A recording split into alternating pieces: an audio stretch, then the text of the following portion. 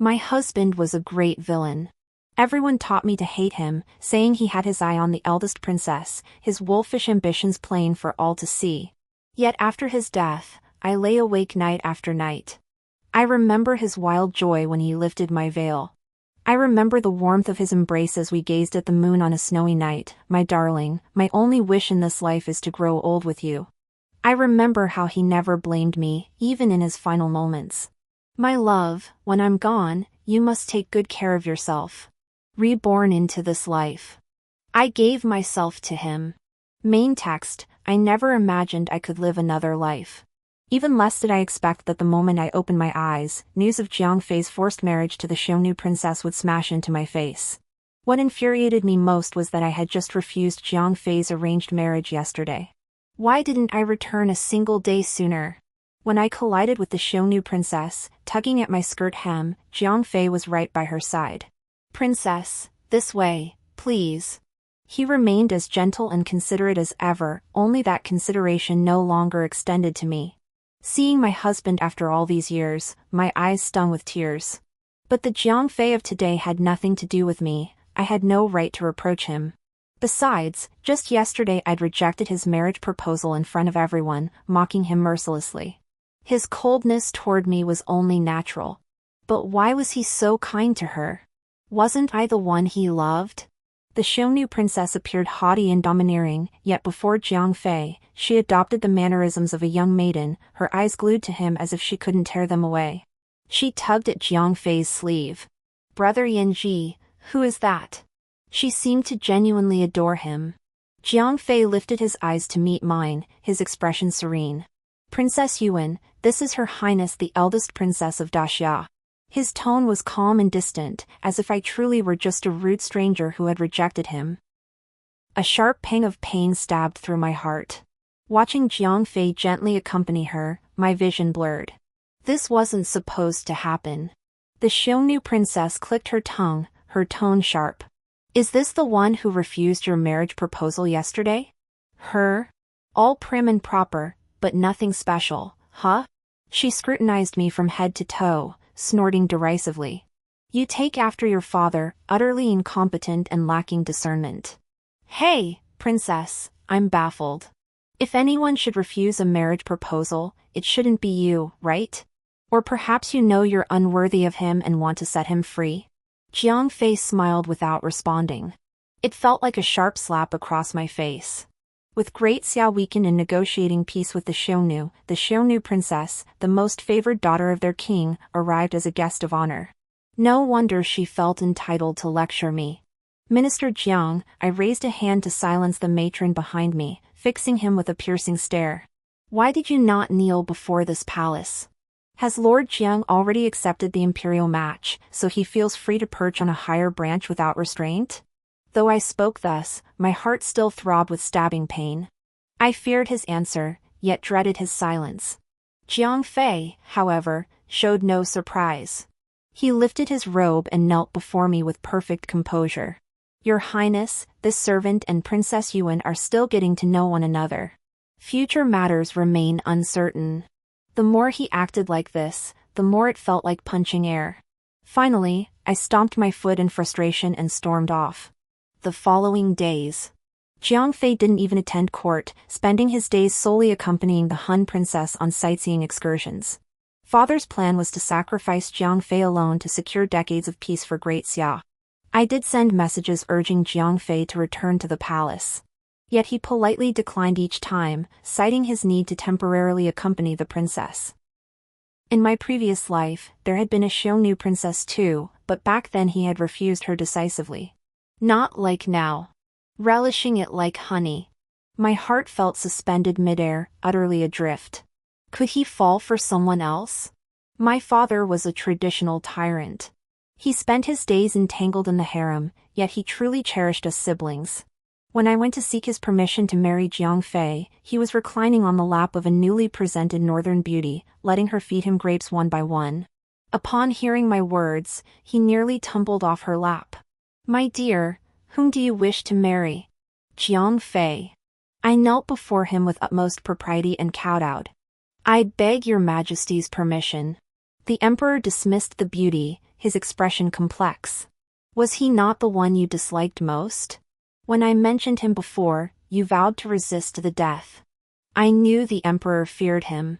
But father, look at this great Xia, ravaged and scarred, its people suffering. Every so-called loyal minister and valiant general you cherished, didn't they all scramble for power and profit the moment you passed, revealing their disgusting true colors? If not for Jiang Fei holding everything together, even at the cost of being branded a traitor, they would have been far worse than they are now. Finally, father said to me, "Qing Qing, give me time to think." His words were, in essence, a refusal. On the way back, my heart felt heavy. I dismissed my attendants, keeping them at a distance, and went alone to feed the fish at the 1,000-carp pond. As I scattered the fish food, the koi crowded around, bumping against each other, yet my heart remained heavy with unease. In my past life, Jiang Fei had accompanied me to feed the fish countless times. There was even a special koi pond at the Jiang residence, filled with fish he had personally selected for me. He was thoughtful and gentle in every way, cherishing me as if I were the palm of his hand. How could he suddenly stop loving me? Suddenly, a powerful force struck from behind. My feet slipped, and I tumbled headfirst into the pool. Before I could cry out, icy water flooded my nose and mouth, silencing me before I could utter a sound. My elaborate robes, saturated with water, became deadly weights, dragging me relentlessly downward. I struggled desperately, but the air in my lungs grew scarce. The water burning my nostrils felt like fire. Just as I thought I was about to die here, a familiar, large hand gripped my waist firmly. "Your Highness, forgive me. Please hold on to my neck." The figure was tall. In my dazed state, I could only cling to his neck as he pulled me ashore. Even after sitting on dry ground, I hadn't regained my senses when that hand gently patted my back. "It's okay, it's okay. Are you all right, Your Highness?" A cold wind swept past, sending shivers through me. Suddenly, a weight settled on me as a soaked outer robe was draped over my shoulders. I instinctively looked up, meeting the familiar, handsome face of Jiang Fei. I couldn't hold back any longer. My arms shot up to cling tightly to his neck, my voice breaking with emotion. "Jiang Yinji, why did you take so long to come?" Jiang Fei seemed stunned as well. "Your Highness, you." Seeing I had no intention of letting go anytime soon, he finally sighed and adopted the soothing tone I knew well. "Your Highness is soaked. You'll catch a chill. I'll send for the imperial physician at once. Shall we have someone escort the princess back to the palace?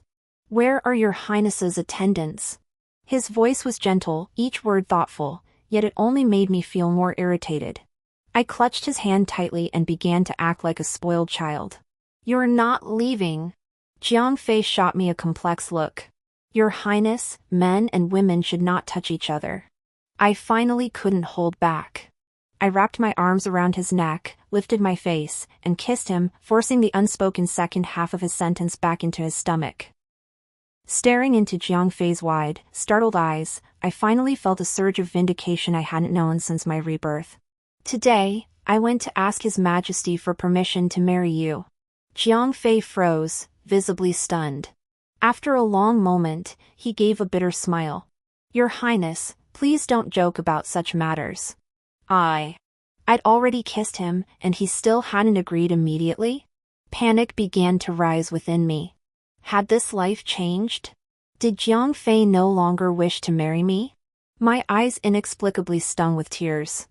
I glared fiercely at him, struggled to my feet, and swept my sleeves as I turned to leave. "If you don't want to, then forget it." But before I could take a few steps, a powerful grip suddenly seized me from behind, pulling me into Jiang Fei's broad, warm embrace. Only I knew that beneath his lean appearance, beneath his clothes, his abs and chest muscles were anything but lacking. In my past life. The thought made my face flush. "Your Highness, what exactly do you want me to do?" He sighed softly above my head. I tugged at his sleeve, my voice haughty. "You must come see me tomorrow. Don't you dare go entertain that useless princess again." My fall into the water had enraged the emperor, who was determined to find the culprit within the palace. I couldn't let this chance slip away. When he came to visit me, I clutched his sleeve and whined. "Father, I want Minister Jiang to tend to my illness." Father jumped, reaching to touch my forehead. "Have you lost your mind from fever? Jiang Fei is a young man from outside the palace. It's inappropriate for him to come and go freely.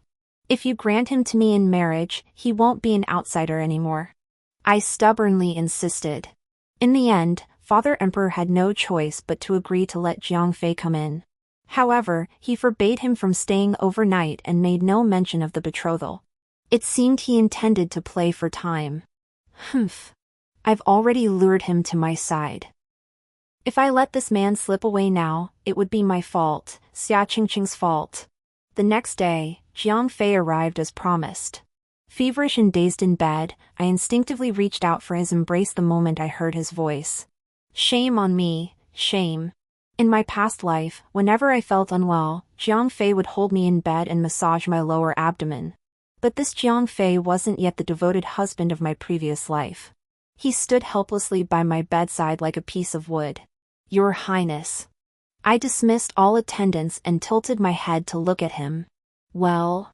Jiang Fei hesitated, then took a few steps back.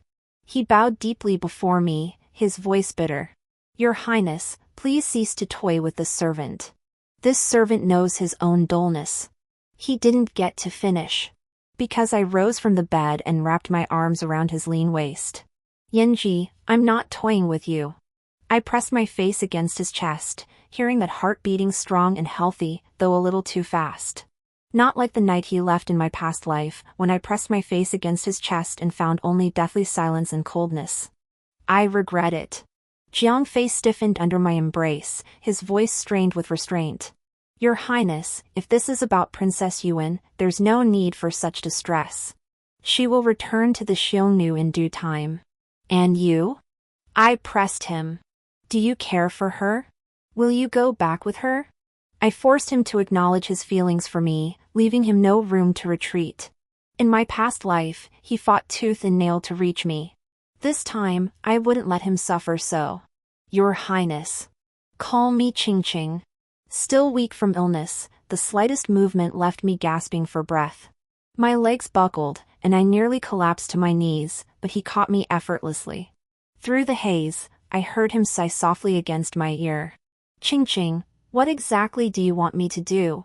Truthfully, Jiang Fei's reaction wasn't surprising. At this point in time, I was clearly terrified of him, yet today I was acting so unusually. He probably thought I was plotting against him. Just as I was about to speak, I suddenly felt a wave of shyness wash over me. Finally, I took a deep breath and buried my face deeper into his embrace. "Jiang Yanji, I wish to marry you. If you consent, I shall speak with His Majesty." Jiang Fei froze visibly, then after a long moment, let out a bitter laugh. "Your Highness, please do not joke about such matters." I lifted my head, feeling confused. The day Your Highness fell into the water, the Emperor summoned me to the palace to discuss precisely this. "Your Highness, with your exalted status, how could you feed the fish unattended? Had I not happened to pass by, what would have become of you?" He sighed. "It matters not if Your Highness dislikes me, but please, do not treat your own body so carelessly." So he was angry that day because I didn't value my own body? I bit my lower lip, feeling my eyes grow hot as tears stubbornly streamed down my cheeks. There were indeed too many coincidences. Anyone would harbor doubts, suspecting I was deliberately toying with him. But that wasn't the case at all. I was merely a day late returning. First, he had that ambiguous affair with the Han princess, and now he was suspecting me. He was nothing like that person from my past life. Seeing my tears, Jiang Fei could no longer maintain his dignified, upright gentlemanly facade. "Qingqing, why are you crying?" I didn't know why I felt so wronged, my voice already choked with emotion. "If you don't want to, then forget it. Leave. Don't ever come see me again." I glared fiercely at him, shoved him away, and turned to walk off. Moments later, hurried footsteps echoed behind me. Suddenly, arms wrapped tightly around my waist from behind. Jiang Fei let out a long, heavy sigh. "Is what the prince said true?" I turned my head away, refusing to acknowledge him. Jiang Fei fixed me with a steady gaze, his eyes blazing with an intensity that was almost frightening. If I may have the princess as my wife, I swear I will never betray you in this lifetime. My aunt, the grand princess consort, had told me in my previous life that Jiang Fei harbored wolfish ambitions. He sought to marry me only to control the emperor's younger brother, and she urged me to refuse the marriage. So I rejected him in front of everyone. And precisely because he had forcibly sought the princess's hand, this became yet another damning piece of evidence for his treacherous ambitions. Upon learning I intended to marry Jiang Fei, my aunt rushed to the palace to see me. "Ching Ching! How could you marry Jiang Fei?" Her voice cracked with panic. In my past life, she gave me a pouch of sleeping powder, instructing me to slip it into Jiang Fei's tea. I dispatched palace attendants to find a way to dampen his outer robe, then served him tea and led him to a side hall. My aunt would handle the rest. When Jiang Fei was discovered that day, his clothes were disheveled. Though the other woman was never identified, he was left holding the bag.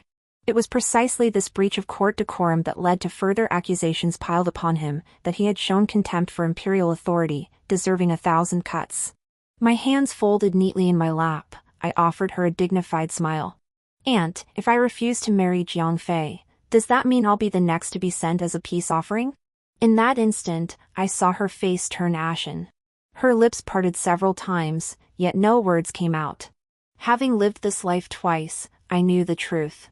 Her desperate insistence that I refuse was born of the great Xiao's defeat. The Xiongnu would likely demand a princess for a peace marriage. And among the imperial princesses, only her daughter Qingya and I were suitable candidates. I grasped her hand, my expression sincere. "Aunt, sometimes one must think of oneself. Life beyond the frontier is bitter. I have no desire to go." Life beyond the frontier truly was harsh. Had I not been married there, how could I have known that even the most exalted royal blood ultimately ended up wallowing in the mud? Could I have escaped the sordid dramas of stepfathers and stepdaughters, brothers marrying their brothers' widows? The day I died, the youngest son of the Xiongnu Khan slew his father, and I, the princess of Daxia, became his spoils of war. The cheers and stench of blood outside shook the heavens. Dressed in my crimson bridal gown, a sharp golden hairpin pierced my throat. The spurting blood dyed the entire bed red. I smiled at her hideously contorted face. That fate was meant for my gentle younger sister. To protect my daughter. "Aunt, you too bear responsibility for Jiang Fei's death." Yet I never imagined. I had taken every precaution, even stationing guards to watch his every move. But when Jiang Fei entered the palace for counsel, he still fell into the trap. By the time I received word, it was too late. I vaguely recall from my past life that he was lured into some side hall. The thought of him embracing some woman I didn't know, something I'd once dismissed, suddenly felt like a fishbone lodged in my throat. When I saw that handkerchief on the floor, I knew I'd come to the right place. I tentatively called out to him in a soft voice. "Jiang Fei?" A tremendous force slammed me against the rockery in the side hall. His ragged breaths brushed my ear, his heat seeping through the thin fabric of my clothes. My entire body felt like a shrimp cooked to perfection. "Your Highness." His voice murmured behind my ear, sending an involuntary shiver through me. Memories of countless passionate nights from my past life flooded my mind, making my legs weak and trembling. Yet a significant portion of Jiang Fei's weight was pressing down on me. Frustrated and embarrassed, I murmured a complaint. "You're so heavy. Get off me." But Jiang Fei merely chuckled softly, looking thoroughly pleased. "Your Highness, I am overjoyed you came to rescue me." A string snapped in my mind. I turned to him in disbelief. "You didn't think that palace maid was my test for you, did you?" "I did, at first." His voice was slightly hoarse. "But when I saw how furious you became over that handkerchief, I knew I'd misunderstood you." His gaze locked onto mine, filled with emotions I couldn't decipher. "Ching Ching, Ching Ching," he called my name repeatedly, his voice soft and suggestive, making my face flush. Then, suddenly, I felt my hands being seized from behind. "How dare you!" Before I could utter a word of rebuke, two scorching lips pressed against mine. "Ching Ching, I truly love you. I'm so glad you came." I intended to take him back to my chambers first, but Jiang Fei refused. Ching ching, it's late now. A maiden's reputation is paramount. I glared at him. You. Why didn't you say that when you kissed me just now? He chuckled softly. Just now, I was lost in the moment. Overjoyed, I lost all restraint. My Chin Chin, you deserve the finest things in the world. Who is your Chin Chin? My face flushed crimson as I pushed him away forcefully, only for him to seize my fingers, interlocking his with mine and refusing to let go. I thought you merely wished to toy with me, he paused, his tone cautious. Ching ching. Do you truly wish to marry me? I rolled my eyes, challenging him. Why do you like this palace? He smiled again. I'll tell you when you marry me. I stomped my foot in frustration. I should have known he was a fox in human form. Why did I let him deceive me? Why did I rush to save him? Just then, voices echoed outside the hall. We saw someone here just now. Quick, search everywhere. Followed by the sniffles of a young palace maid. My master is right here. Lord Jiang, I shot him a glare. Did you touch it or not? Jiang Fei hurriedly bowed repeatedly, scrambling to distance himself. Your Highness, I have neither a concubine nor a mistress in my household. Please rest assured. Right. That handkerchief was so conspicuous, practically begging someone to find this place. Wait a minute. Who asked him that? My cheeks flushed, and I smoothed my robe, ready to leave. I couldn't be bothered with this lecher any longer. He watched me with a smile in his eyes. Your Highness, you summoned me to question you. There's no need for secrecy. Only then did I realize he'd outmaneuvered me. Ching ching, he called softly. I ignored him completely. Since your Highness has expressed willingness to marry me, I thought, perhaps we could celebrate in advance. I looked at him, somewhat bewildered. The Lantern Festival is in 3 days. Would your Highness care to view the lanterns with me? A warm sensation touched me. In the dim sunlight, he bowed his head reverently and kissed my fingertips. I could no longer find the words to refuse. The floral pattern embroidered on that handkerchief was unfamiliar to me. Yet its exquisite craftsmanship made it impossible for it to belong to a lowly palace maid. That day, before I could even question her, the maid had already poisoned herself.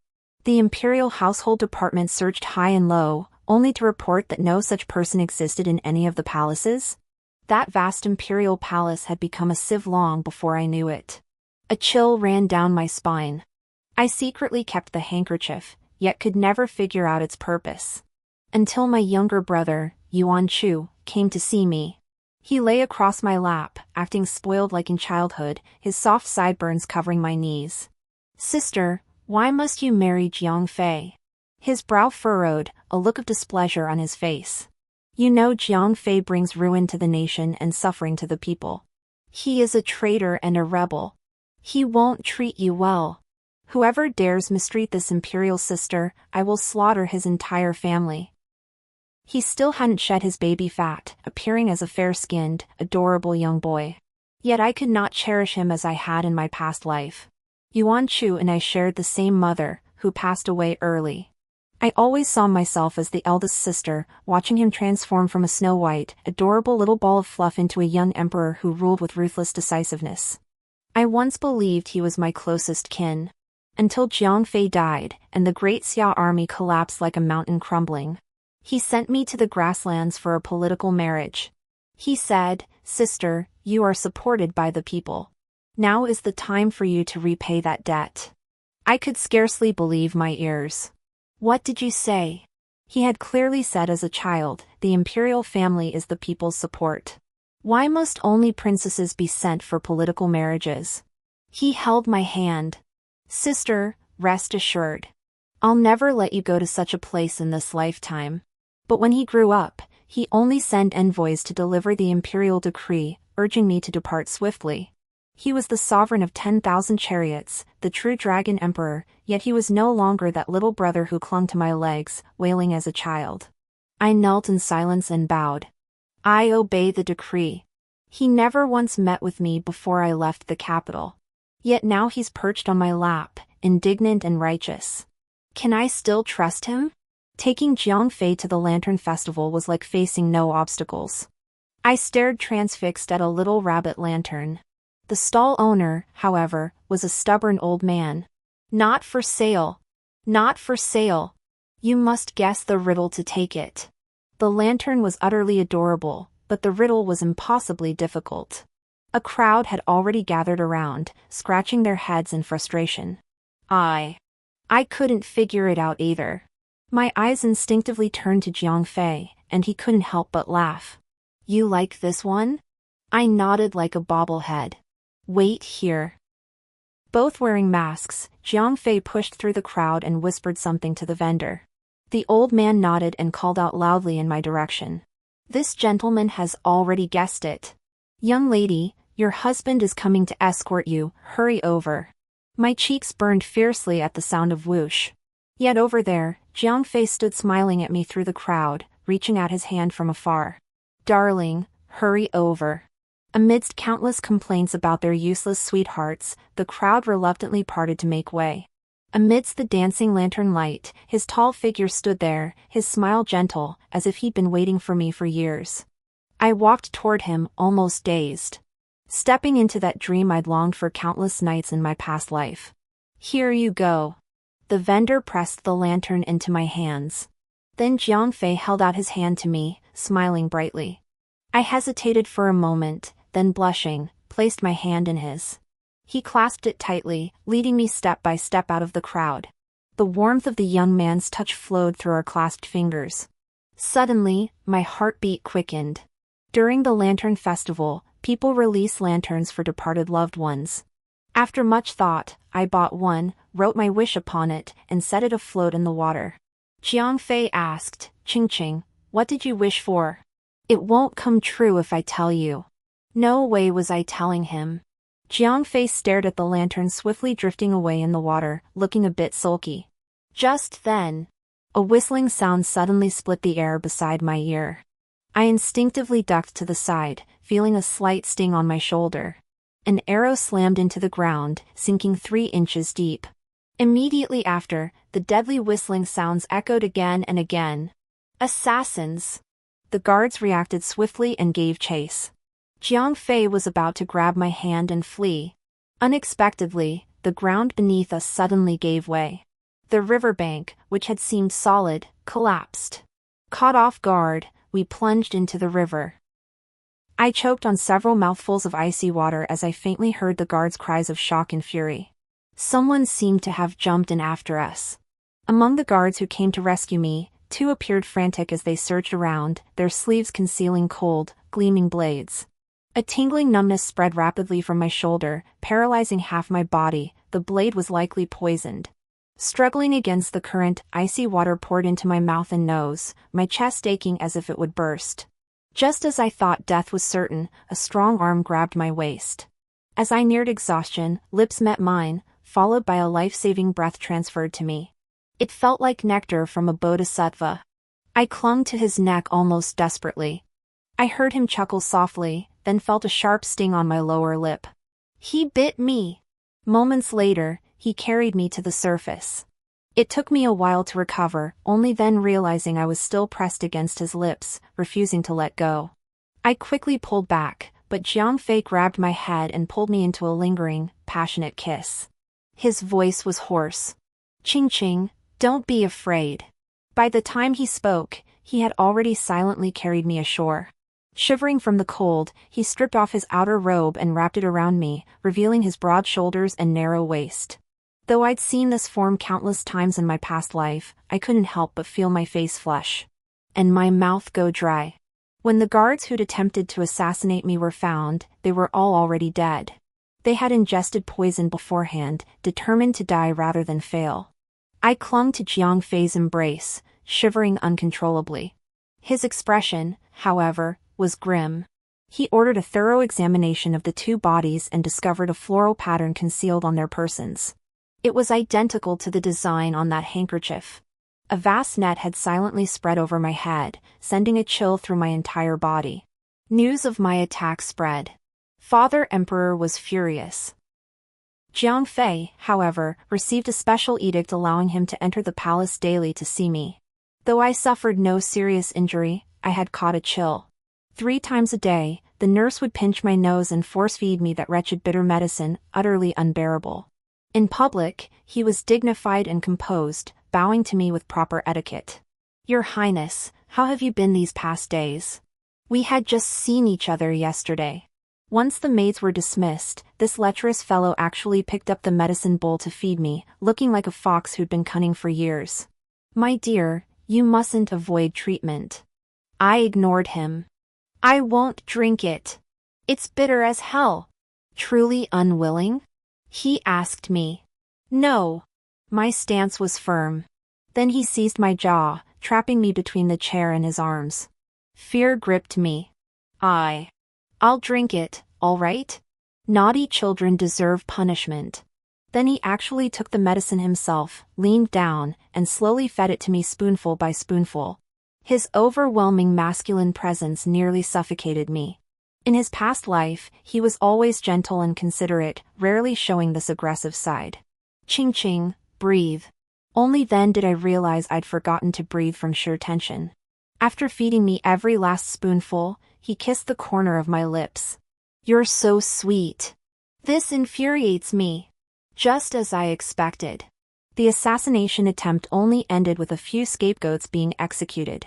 Those truly lurking in the shadows remain hidden beneath the surface. Yuan Chu visited me daily. I'd always assumed his hatred for Jiang Fei stemmed from being deceived, but upon inquiry, I was stunned. His hatred for Jiang Fei could only be described as bone deep. Given that, it was hardly surprising. After Jiang Fei's death, Yuan Chu personally issued the decree to execute the entire Jiang family. 300 members of the Jiang household were imprisoned and subjected to brutal torture. That winter was bitterly cold. Kaishiku was originally blanketed in snow, but when I received word and rushed there, the snow-covered ground was stained a bone-chilling dark brown by the blood of the Jiang family. His father, Jiang Qiguan, had once held the high office of Grand Secretary, hailed as the literary master of the realm. His mother was a gentle and elegant lady from a distinguished family of Jiangnan. Yet now, their severed heads lay rolling in the mud, trampled by passers-by, their eyes wide open in death. The surrounding crowd laughed so loudly. Indeed, who wouldn't relish seeing once unattainable aristocratic families fall into the mud? I couldn't stop it in time. I watched as the executioner raised his blade high and severed the head of my youngest nephew. That little bundle of joy who used to cling to my knees and coo was now nothing but a cold corpse. What chilled the heart even more? The bodies of the entire Jiang family hung exposed on the city walls for half a month, exposed to the sun and rain, a sight of utter misery. Not a single relative or friend dared to claim their remains. In the end, I had their bodies collected and buried elsewhere, as a final act of marital devotion. Later, I was told. Jiang Fei's corpse was never allowed to be retrieved. Abandoned in a mass grave, it was devoured by wild dogs until not even his bones remained intact. The most brilliant and charismatic figure of the Jiangzhou aristocracy met such an end. I fell gravely ill and took a long time to recover. Countless nights, in my dreams, I would faintly feel his warmth, his kisses, his embrace. Yet no matter how I longed for it, he never spoke to me. Later, I overheard a palace maid mention, "The departed shouldn't speak to the living in dreams. It brings misfortune to those still here." In that instant, my heart twisted in agony. 3 years after Jiang Fei's death, I finally realized he was truly gone. I reached out and stroked my younger brother's hair. "Ah Chu, tell me, why do you think Lord Jiang is a bad man?" I knew Yuan Chu's nature, and Jiang Fei was his mentor. He had no reason to harbor such hatred toward Jiang Fei. Yet Yuan Chu's expression darkened gradually. "Sister, do you know that new beauty from Jiangnan who entered the palace?" I nodded. She was presented to Father Emperor by Zhang's faction. He gripped my hand, his eyes flashing with hatred for the first time. "Father Emperor has been bewitched by that demoness. His health is failing, he hasn't attended court in half a month." "Sister, you mustn't be deceived by him." I was seized with dread. "Why didn't you tell me sooner?" Yuan Chu lowered his head, his voice muffled. "I only learned of this recently. Jiang Fei harbors wolfish ambitions, scheming solely to seize the throne of our great Xia. With father in this state, I cannot stand by and watch you fall into the abyss. As Yuan Chu departed, she dropped a silk handkerchief. I ordered it retrieved to return it. Yet upon it, I saw a chillingly familiar floral pattern. I felt as if I'd fallen into an ice cave. Could it be that the one framing Jiang Fei wasn't my aunt, but my own brother? He claimed to protect me, why then did he seek my death? Princess Yuan of the Xiongnu came to visit the sick. Her first words were, "Oh, you're still alive?" I was already prepared to pay my condolences. "I hear you jumped into the water to win Jiang Fei's heart." She clicked her tongue in admiration, feigning surprise. "I knew you were foolish, but never imagined you'd be so foolish you couldn't even kill yourself." Princess Yuan had always been arrogant and tyrannical. In the royal court, those who defied her faced certain death. Countless slaves had met their end at her own hand. With the Xiongnu growing powerful, even she dared to act so brazenly before me. "Having Jiang Fei risk his life to protect you," she said, her malice unmasked, "if not for your status, would you even be worthy? Whether I'm worthy is for Jiang Fei to decide." I pointed to the rabbit lantern on the table and offered her a composed smile. "Do you know what this is?" She snorted in disdain. "Nothing but a shabby lantern shell. It reeks of poverty, only you Han people indulge in such things." "Not quite," I maintained my composed smile. "When Jiang Fei invited me to view the lanterns that day, did you know that in our Han tradition, the Lantern Festival is when young men and women pledge their love? This is the token of his affection for me. Isn't it beautiful?" Staring at the rabbit lantern, Princess Yuan's face turned as pale as if she'd eaten a bucket of human bile. She clicked her tongue, 3 parts contempt, 7 parts jealousy. "Is this all you Han women have?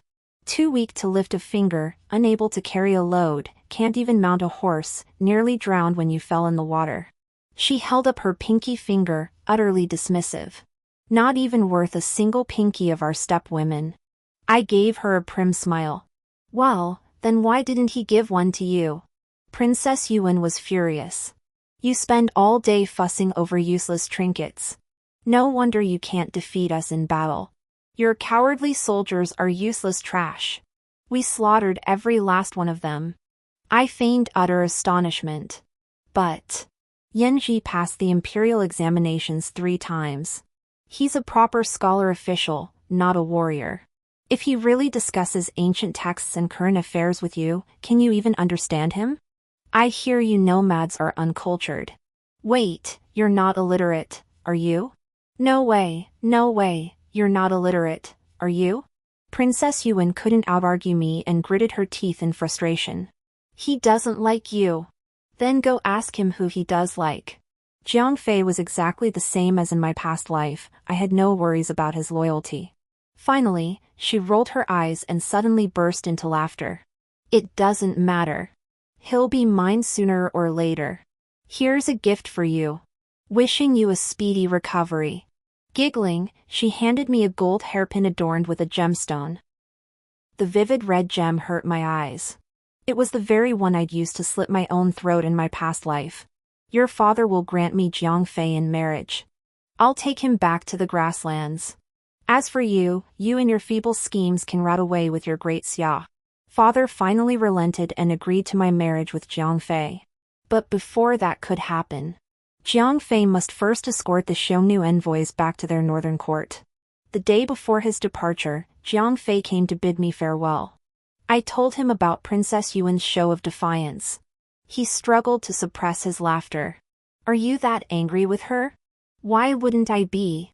I retorted, unapologetic. "Was anything I said wrong?" Yes.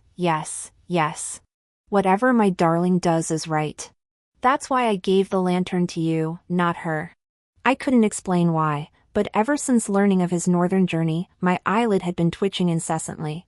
Reborn into this life, I couldn't help but believe in unseen forces.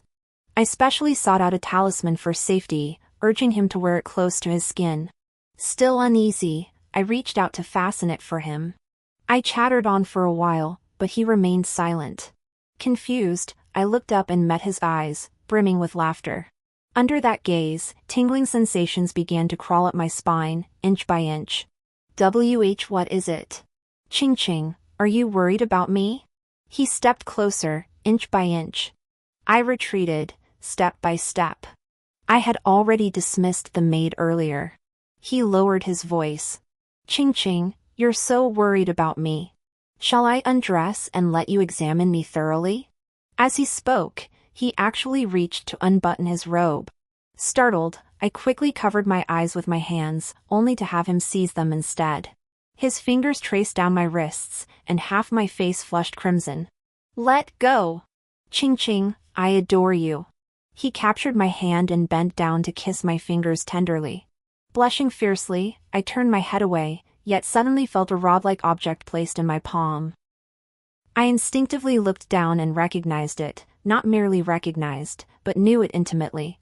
The memory of what he'd done to me with this brush in his past life made me blush unbearably. I don't want it. You do. He'd drawn near without my noticing, his breath nearly touching my ear. Ching Ching, he murmured softly, keep this brush safe. The shaft is hollow. I've placed a note inside. Should anything happen while I'm away, remember to open it. A chill ran through me. What could happen? Someone deliberately sent me away from the capital. Trouble may be brewing in the northern frontier. I couldn't help but ask him. This journey to the frontier, could it be dangerous? Jiang Fei only looked at me deeply, then finally let out a soft laugh. With those words from you, I would die content. He reached out to smooth my hair. Fear not. I am here.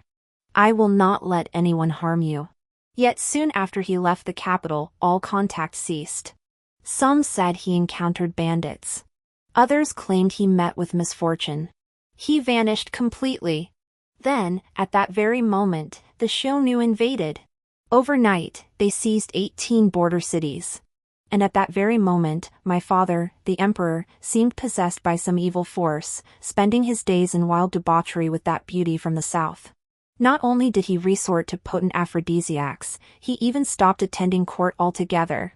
He grew gaunt by the day, yet his spirit remained strangely vigorous. He claimed to have taken some red pills, refusing even the imperial physicians. But I saw his eyes darting about, his gait unsteady, clearly no sign of good fortune. Later, he stopped seeing me altogether. I couldn't let the calamity of my past life repeat itself. Just as I was preparing to act first and eliminate the southern beauty, Yuan Chu got into trouble. He was caught drunk as a skunk, grabbing a young palace maid and cavorting with her in a side hall. Coincidentally, that maid was the Jiangnan beauty's personal attendant. The Jiangnan beauty clutched the emperor's sleeve, weeping bitterly as she lodged her complaint. She implied Yuan Chu had originally intended to assault her, and the maid had merely taken the blame for her. She also produced a handkerchief with heartrending sorrow, claiming it was a token of affection Yuan Chu had given her. She said she had endured his advances in silence, terrified of his power. But Yuan Chu's transgressions had grown unbearable. Now, risking the emperor's wrath, she dared to voice her grievances. As she spoke, Yuan Chu lay sprawled on the floor, his clothes still disheveled. The young palace maid's body was covered in bruises, even a blind man could see what had transpired. Enraged, the emperor ordered a basin of cold water to splash Yuan Chu awake. Yet his first words upon regaining consciousness were to accuse the Jiangnan beauty. You wretch! How dare you seduce me? Jiangnan beauty let out a shrill wail and slammed her head against a pillar. Monstrous creature! The emperor coughed up blood on the spot and collapsed unconscious. Upon regaining consciousness, he immediately stripped Yuan Chu of his crown prince title and had him imprisoned. The course of events this lifetime had diverged completely from what I knew. All evidence pointed to that pattern, yet every lead contradicted the others. Who among them was the murderer, who the victim? Or was every single one of them guilty? Just then, news arrived of Jiang Fei, long missing. But he was found in the Hunu camp. They claimed he had defected and married a Hunu princess. How could this be? At this very moment, the imperial physician diagnosed the Jiangnan beauty as pregnant. With the emperor already having few heirs, and now slandered by false accusations, his fury boiled over. He believed Yuan Chu had murdered the royal heir to secure his own position. The imperial physicians were at a loss, and the southern beauty remained unconscious. The emperor, in a reckless move, decided to summon renowned physicians from across the land, solely to save the southern beauty and her unborn child. He seemed utterly possessed. Yet unexpectedly, someone found a renowned physician who revived the southern beauty. His sole request to the emperor? That I be betrothed to him. Gu Weian. Hearing that name sent a chill creeping up from my jaw. The Gu family, a lineage of military commanders, were political adversaries of the Jiang clan. This man was Gu Weian, their illegitimate son. He abandoned his studies for martial arts, serving at the frontier and climbing the ranks through military merit. He was also the one who brought back the intelligence about Jiang Fei defecting to the enemy. In my past life, he was Yuan Chu's right-hand man. He was the very executioner who struck down the Jiang family. He was also the one who sent me off for a political marriage. I still remember that kiss he forced upon me in the wedding carriage, scented with blood and coercion. Yet the very next day, he delivered me to the Khan of the Xiongnu. Why would such a man of inscrutable motives now propose to me? After the beauty of Jiangnan regained consciousness, the wandering physician diagnosed her with carrying the emperor's heir. Father was nearly beside himself with joy.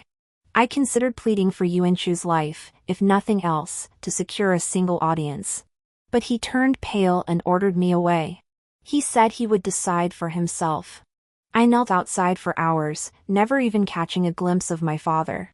Finally, Eunuch Zheng approached, his face heavy with worry. Your Highness, please return. The Emperor will not see you today. Helpless, I rose, only to feel darkness swirl before my eyes, nearly toppling me. Suddenly, a large hand steadied me. Instinctively thinking Jiang Fei had returned, I looked up in surprise. Jiang, but it was Gu Weian staring at me, expressionless. Unlike Jiang Fei's refined gentlemanly demeanor, Gu Weian came from a military background. His entire being radiated the fierce, unyielding spirit honed on the battlefield. Tall and imposing, his gaze appraising me was like a wolf sizing up its prey. Even after I steadied myself, he still gripped my wrist tightly, refusing to let go. I couldn't help but snap at him. How dare you? Yet his gaze felt like it could strip me bare before he finally knelt before me and bowed. Your servant humbly greets your highness. Humbly? Where was this humility? The look he gave me just now was practically devouring me. Your highness, Gu Weian raised his head deliberately, his majesty has approved the marriage decree granting you to this humble servant. The auspicious date is set for the 8th day of next month. Please, make your preparations early. Though born of lowly origins, this servant's devotion to you surpasses that of any other. From the moment I first laid eyes on the princess, I swore to wed your highness. He bowed his head reverently, attempting to kiss the sole of my shoe. Startled, I stumbled back several paces. How dare you? I have already petitioned His Majesty. Your Highness, I shall treat you well. You are not the one I wish to marry, I said coldly. But Gu Weian merely smiled. Whom does your Highness wish to marry? Minister Jiang? I hope Lord Jiang returns safely from the Xiongnu, but your Highness, he has already wed the Xiongnu princess. He studied my expression with keen interest. Your Highness, now that Jiang Fei has taken a new bride, are you still unwilling to marry me? My heart clenched painfully, as if squeezed by an unseen force. My Jiang Fei, had he truly married another? If not, why had my messages to him gone unanswered? I dared not imagine what might have happened, barely managing to maintain my composure. Jiang Fei would never do such a thing. Oh. He chuckled. Your Highness, I hope Lord Jiang will make it back to the capital in time for our wedding day. To present his congratulations. This wasn't a promise. It felt more like a threat. Over the next few days, I began coincidentally encountering Gu Weian at various events. Father Emperor had even granted him a pass to enter and exit the palace freely. What kind of person was he? The entire princess's residence was guarded like a fortress. Gu Weian actually tried to force himself on me. Just as he leaned in to kiss me again, I bit down hard on his hand. When I saw his mangled little finger, it finally clicked. I remembered where I'd seen him before. As a child, I once left the palace with my mother to pray for blessings. Along the way, a little beggar was jostled by the crowd, tumbling into the road where a cartwheel crushed his finger. The child rolled on the ground, wailing. My mother taught me kindness, so I stopped the guards, handed him a handkerchief myself, and had someone buy him medicine. I remember him staring at me with eyes like a young wolf. As I climbed into the carriage, I heard him stretch his neck behind us, shouting, "Fairy, I will marry you." Then the guards dragged him away. Later, Mother even teased me about it.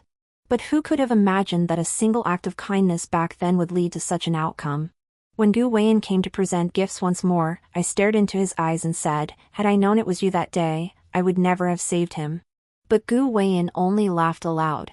"Your Highness, you finally remember? The moment you saved this wolf in sheep's clothing, this affair was doomed to end badly." He showed me his mangled little finger, twisted and grotesque. "Your Highness, do you know what I was doing that day? My mother starved to death. I went to beg my father for a few taels of silver, just enough to buy her a simple coffin. But like a dog, my own father kicked me out the door, sending me tumbling down the steps. The silver to bury my mother? That came from you. Yet because of you, my body is crippled. I could not take the imperial examinations, only risk my life beyond the frontier." He grinned, his laughter wild and unrestrained. "But heaven spared me. I survived." He closed in on me, his gaze nearly devouring me. "Your Highness, who do you think I should blame?" I felt nothing but a chill run down my spine. Gu Weiyan held the emperor hostage with his troops. As long as the emperor refused to grant the marriage, he refused to send troops, letting the Xiongnu soldiers burn, kill, and plunder at the border. He was in cahoots with the Xiongnu all along. Under crushing taxes and forced labor, displaced people roamed everywhere, and peasant rebel armies began to emerge across the land. The realm was on the brink of chaos. The spineless officials in court all knelt in submission, but unable to save face, they sought compensation elsewhere. Jiang Fei, whose whereabouts were unknown, became their primary target. Father had always been easily swayed. With the Jiang family imprisoned, all I could do was offer them care within the walls of their cell, sparing them minor punishments. Yet somehow, this came to light. Father had me imprisoned as well. He ordered me to embroider my wedding gown in peace, declaring he would name the child still growing within me as crown prince, and that he would kill Yuan Shu. I believed he had lost his mind. Gu Weiyan pressed me relentlessly day after day. Finally, I couldn't bear it anymore and opened the silk pouch Jiang Fei had given me. Inside, there was only one sentence. "If after I depart, Gu Weiyan seeks to marry you, it would be acceptable to consent." Acceptable? How could it be acceptable? Furious, I gritted my teeth, yet still presented conditions to him the moment Father Emperor announced the arranged marriage. Whether Jiang Fei defected to the enemy remains unclear. The Jiang family has rendered meritorious service. Father, for the sake of their entire clan's loyalty, I beg you to spare their lives. Father's reaction was sluggish, his eyes frighteningly red. Each breath came in heavy, ragged gasps. He stared at me. Meritorious service? He hurled the wine cup at my face with such force it instantly drew blood. Jiang Fei betrayed the nation. The Jiang family formed factions for personal gain. And you dare speak for them? For a moment, I saw the Jiangnan beauty behind my father flash a triumphant smile. Yet through the blur of blood, it all seemed like a mirage. Gu Weiyan grew ever more arrogant and tyrannical. He moved through the inner court as if it were his personal domain. In my past life, I was among the Xiongnu. Only now, in this life, did I realize the palace had, at some point, become Gu Weiyan's personal fiefdom. He had quietly seized control of the imperial guards. It wasn't that there were no loyal troops. But by holding the emperor hostage to command the feudal lords, he made the garrisons across the land hesitate to act, afraid of harming the emperor. Compounded by the Xiongnu lurking nearby, ever watchful. No one dared play the villain. I'd always believed my dear aunt merely opposed my cousin's marriage alliance, yet unable to touch me, she targeted Jiang Fei instead. The so-called beauty of Jiangnan was nothing but a trap these two had set for the Jiang family. After all, whether it was bewitching the sovereign or suffering a sudden stroke, neither sounded like a reputation worth flaunting. until I witnessed my dear aunt and Gu Weian entangled in an indecent scene upon the bed. My dear aunt still possessed some sense of shame, hastily pulling her clothes to cover herself, yet Gu Weian stood up with brazen disregard. He asked me, "Would your highness care to join us?" Furious, I turned to leave, but he burst into a wild, unrestrained laugh behind me.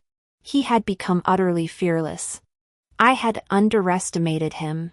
The beauty of Jiangnan was merely a lure.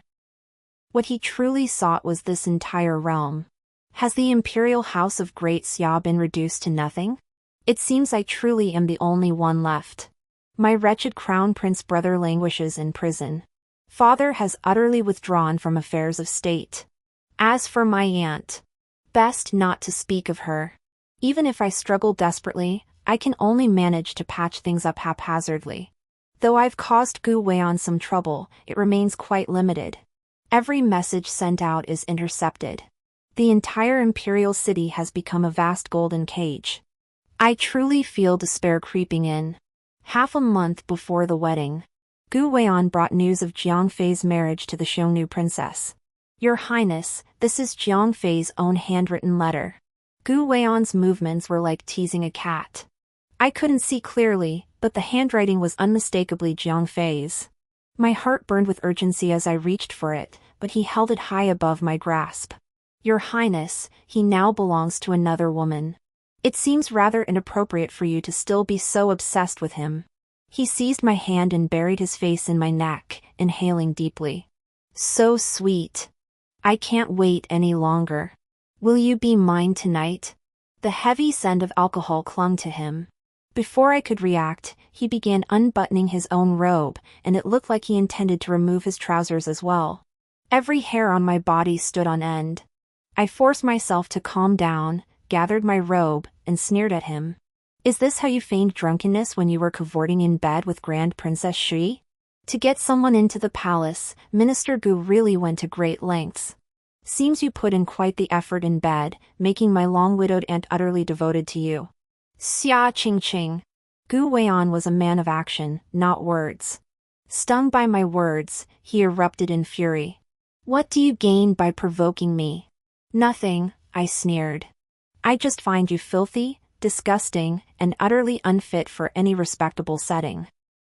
You'll never measure up to Jiang Fei in this lifetime. Gu Weian froze, his eyes reddening. He raised his hand and slapped me across the face. Xia Qingqing, do you really think you're some golden branch and jade leaf? You worthless women are all the same. Then he stormed off in fury. The force of his slap sent me crashing to the ground. My vision darkened in waves, and blood trickled from the corner of my mouth. Hearing the commotion, palace maids rushed to help me up and urgently summoned the imperial physician. This lifetime, I wasn't in Xiongnu. Only now did I realize what the palace truly looked like. It was likely not Yuan Chu who sent me to the marriage alliance back then. It was Gu Weian who had quietly seized control of the inner court. Seeing his arrogant and tyrannical demeanor, who could possibly restrain him? I was placed under complete house arrest. The wedding date drew ever closer, just 3 days away. Still, there was no word from Jiang Fei. Just as I was at my wit's end, a pebble suddenly struck my window lattice in the dead of night. I jolted awake. Could it be Jiang Fei? Filled with hope, I opened the window. But it was only a sparrow, with a small bamboo tube tied to its leg. I unwrapped the tube to find Jiang Fei's handwriting inside. He wrote, "My dearest, the loyalist army has arrived outside the city. Remember to protect yourself." In that instant, it felt like finding life in the midst of death. Holding that little bird, I nearly shed tears. But then, unexpectedly, I felt warmth on my hand. The bird angrily lifted its rear, chirped at me for a moment, then fluttered its wings and flew away. Me. Everything was chaotic on the wedding day. Nothing followed the so-called auspicious timing. People kept rushing back and forth within the palace. Those around me inquired everywhere and finally learned the loyalist army had reached the city gates. How could the mighty Great Xia be commanded by merely controlling the capital's vital regions? Gu Weian was far too impatient, taking his pact with the Xiongnu far too seriously. Those wolfish barbarians, all insatiable beasts. No wonder Gu Weiyan hasn't had time to bother me lately. I nearly burst out laughing. The impenetrable golden cage finally had a crack. But I never imagined Gu Weiyan would drag me up onto the city walls with his sword pressed to my throat. For the first time, I witnessed the scene of an army besieging the city. Banners of every color fluttered high, thousands of troops arrayed beneath the walls, a sight of formidable might. Gu Weiyan and his forces were beaten into retreat, forced to cower within the city walls, utterly humiliating. My gaze suddenly fixed on the figure at the forefront, and wild joy surged through me. Jiang Fei? He really is safe. Gu Weiyan noticed too, roaring like a mad beast. Whoever dares approach, I'll kill her. He hissed venomously in my ear. You're quite pleased with yourself, aren't you? Jiang has brought the Imperial Guard to the city gates. Do you really think he can win? Dream on. The Great Xia is mine. And so are you. But to me, it sounded like all bark and no bite. Well, that's just great. If he weren't holding me hostage, I'd genuinely applaud him. General Gu, no one in this world owes you anything. My greatest mistake was. He fixed his gaze on me, his eyes bloodshot and red. A long arrow shot from nowhere, grazing my face before piercing through Gu Weiyan's eye socket, pinning him to the city wall like a stake. In disbelief, he reached to touch his own eye. His hand fell halfway, his once overbearing ambition extinguished as he drew his last breath. A figure burst from the side, grabbing me just as I was about to fall. I stared in shock at Jiang Fei, disguised before me. How are you here? I couldn't help but glance outside at the righteous Jiang Fei. Then who is that? A decoy. He scrutinized me carefully, only relaxing when he confirmed I was unharmed. I heard Gu Weiyan was taking you to the city walls. I was frantic. I snuck in by any means possible. We also laced Gu Weiyan's food with poison. Otherwise, taking him down just now wouldn't have been so easy. I stared at him in disbelief. But that's a great service to the Emperor. No merit compares to you. Jiang Fei had grown noticeably thinner. He pulled me tightly into his embrace. After a long while, he asked, Ching Ching, are you all right? I sniffed, finally unable to hold back. Go bathe first. The smell on you is truly unbearable. Jiang Fei. Before leaving, I glanced back. A filthy, tattered handkerchief fell from Gu Weiyan's corpse. One corner bore a flower I'd seen countless times. Suddenly I remembered, it was a childhood doodle of mine. Only after returning to the palace did I learn the emperor had passed away, just as he had in my previous life. He died in the most disgraceful manner, at a woman's side. Gu Weiyan suppressed the news of the emperor's death. When we entered, the Jiangnan beauty was sobbing by the bedside, tears streaming down her face. His Majesty has passed away. I showed no further courtesy. I ordered the still pretense woman dragged from the bedside and forced to kneel. The Jiangnan beauty shrieked in terror, You can't kill me. I carry the dragon's heir. Before I could speak, Yuan Chu let out a cold laugh. The dragon's heir? More like a bastard bearing the Gu surname. He drew the sword at his side, yanked the Jiangnan beauty's hair, and without regard for her struggles or cries, thrust the blade through her heart. Her eyes widened as gushes of blood poured from her mouth. Unable to speak, she could only emit a gurgling sound from her throat. Still unsatisfied, Yuan Chu sliced open her abdomen, pulled out the blood-soaked infant, and then forcefully slammed the still-moving fetus onto the floor. Startled, I couldn't bear to watch and turned my head away. Emperor. Yuan? Yuan Chu turned to me with a smile. Sister, I've killed everyone who wronged you. As he spoke, blood dripped steadily from the sword in his hand, pooling into a small puddle on the floor. It finally dawned on me why he had despised Jiang Fei so intensely in his previous life. He believed the bastard child in that woman's womb was Jiang Fei's. Yuan Chu's rage was genuine, and naturally, the palace attendants surrounding the Jiangnan beauty were unable to escape. Under brutal interrogation, someone finally confessed. The reason Father Emperor was so obsessed with the southern beauty was because he'd been drugged with mind-altering incense and potions. In the end, every foolish order he issued had been manipulated by that Gu traitor. The entire Gu family was executed. Everything that happened to the Jiang family back then was replayed. Yet still, no one admitted who had pushed me into the thousand-carp pond. Truthfully, what the real truth was, whether Father Emperor had ever considered trading me for peace, all became irrelevant with the Southern beauty's silence. I silently gazed upon the place where I had lived since childhood, feeling for the first time a bone-chilling coldness. But I still had to confront Jiang Fei. When Jiang Fei came to see me, I spoke with a sarcastic edge. "Why has Minister Jiang come here? Didn't you marry the Xiongnu princess? Why seek me out now?" Jiang Fei stood at attention, his demeanor earnest and self-sacrificing. "To beg the princess's forgiveness."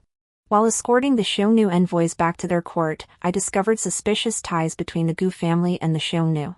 I also learned Princess Yuan intended to forcibly detain me after we passed through the pass, So you faked your death inside the pass? Jiang Fei admitted it with remarkable candor. The Xiongnu princess nearly came to blows with Gu Weiyan over this matter. Naturally, I played along, making her believe it was Gu Weiyan who sought to marry the princess, thus justifying killing his rival. What kind of rival? Truly shameless and brazen. "No, where did you go after escaping?" I stared at him warily. "Why did the Xiongnu ultimately withdraw their troops? What else are you hiding from me?" Jiang Fei sighed, his fingers gripping mine revealing thin calluses from writing. "Because the realm truly was on the verge of rebellion. Your servant endured countless hardships, planting false accusations everywhere, just to finally expose the Gu faction lurking behind the scenes, giving the realm a target to aim at. As for the Xiongnu, I dug up every one of the Gu faction's spies. It took immense effort to make them believe Gu Weiyan was attempting to catch a turtle in a jar. I poured my heart into the scheme, yet not only did the princess withhold even a word of praise, she even scorned me as filthy and foul." He looked deeply aggrieved. "If it were anyone else, I'd likely dismiss this as bragging. But this was Jiang Fei, the man who single-handedly upheld the great Xia dynasty in his previous life. In my past life, after the emperor's death, the Jiang family was framed. The so-called noble clans seized the opportunity to smear them with filth. Though they managed to extricate themselves from the mire, they toppled the sole pillar holding them up. And that pillar now kneels before me. Just like in my past life, he tells me he loves me. As his head rests against my chest, I hear Jiang Fei whisper my name over and over. "My darling, what is it?" I couldn't help but ask. He sighed softly. At first, it was lust. His fingers curled around mine. But the deeper I went, the more I became entangled, until I couldn't extricate myself. "My life has always been smooth sailing, yet you alone have consumed my every thought. My darling, I love you." If he hadn't bitten my neck while saying that, I might have actually believed him. That shameless rogue! Emperor Yuanshu reluctantly granted the marriage, yet bestowed a lavish wedding procession.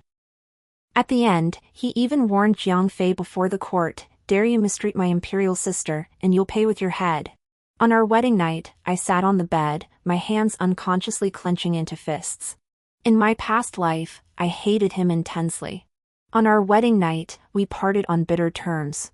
This lifetime, the emperor personally arranged the marriage. Not only did Yuanshu summon every young scholar from the Hanlin Academy to set the literary examination questions, but the most outrageous part was that my imperial brother even enlisted my maternal uncle's young cousin, the 16-year-old General Tang who had already seen battle, to block the wedding procession. I felt he simply didn't want me to marry. When Jiang Fei entered, reeking of alcohol, I instinctively wanted to flinch, but forced myself to stay still. I heard the bridal attendants whispering, heard the guests outside laughing heartily. The moment the veil was lifted, I looked up to meet his eyes, bright as a wolf's, filled with awe. He said, "Ching Ching, I've finally married you." A deluge of kisses pressed down on me, overwhelming me. What terrified me more was that he was drunk. My gut told me tonight would not end well. He even dragged me to look at those pictures. Ching Ching. Ching Ching. He called my name, begging, and I couldn't resist. Later I learned, when the groom is half drunk, he'll act until you weep. The moment I relented. That brush he gave me earlier was even more cruel than in my past life. I cried myself hoarse, yet he wouldn't stop. I never want to see that brush again in this lifetime. After marrying into the Jiang family. One day, in Jiang Fei's study, I spotted something vaguely familiar. Wasn't this the little river lantern I set afloat that day? Staring at the lantern in shock, I couldn't fathom how Jiang Fei had possibly found mine among the thousands floating on the river and retrieved it. When I confronted him, the youngest chief minister seized me, locking me in his study for a session of adding fragrance with red sleeves. He left me weak at the knees, yet still demanded I compose poetry with him. I hate brushes. Ah, right, this lifetime he's an upright chief minister, not a treacherous villain. In my days, I heard him chuckle softly by my ear. Darling, recite with me. Recite what? Wish to be with you day and night, the story ends here. Thank you all for your company. See you in the next chapter.